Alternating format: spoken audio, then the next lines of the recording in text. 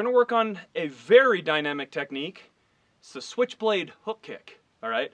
So I have a trick to get this move down.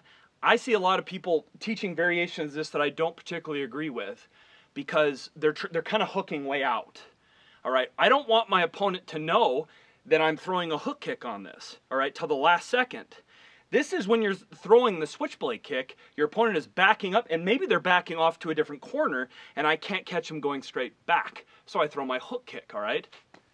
Switch, hopping side kick, this is dropping, okay?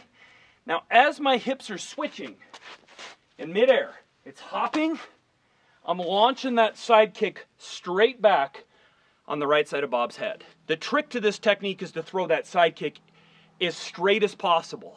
And at the last second, I'm hooking it out.